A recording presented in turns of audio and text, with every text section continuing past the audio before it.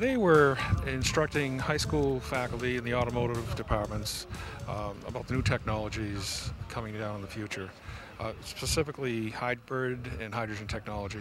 It's in the curriculum today. Alternative vehicles and fuels. Our Prius in the Toyota program is part of our curriculum. The two-motor in General Motors is also part of our curriculum. It's the way we're going in the future. EV1 has died down a little bit. It's older technology.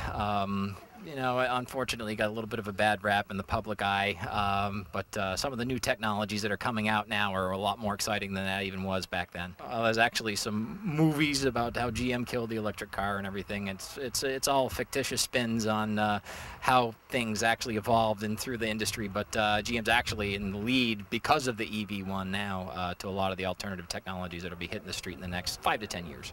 This here is basically General Motors' 4th generation of a hydrogen vehicle. It has about 95 kilowatts power, and it's a fuel cell vehicle. It's a full electric drive system. Similar to the hybrids, it has a high voltage battery to supplement the fuel cell.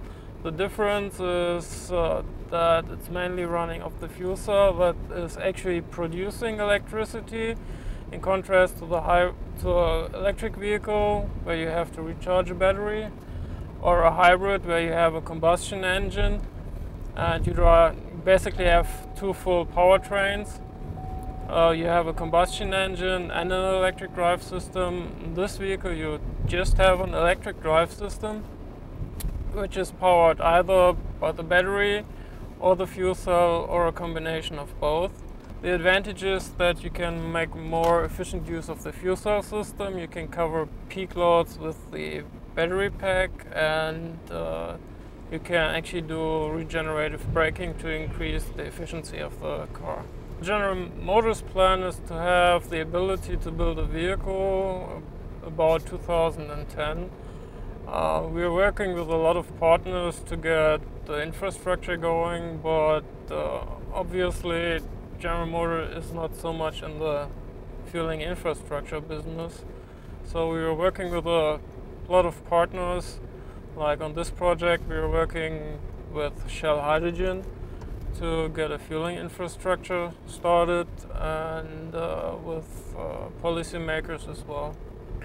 Well, we plan on having the vehicle fully competitive to a regular combustion engine car once it comes out.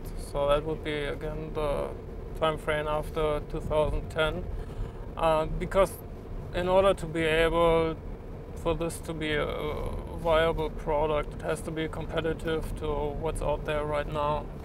This vehicle here has 4.5 kilograms of hydrogen on board, which by energy content would translate into 4.5 gallons of gasoline and gives us a range of between 150 and 200 miles.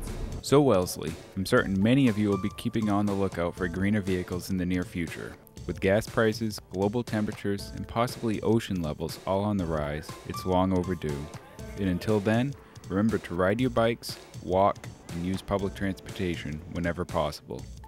Reporting for Wellesley This Week, I'm Brian J. Albertson, going green.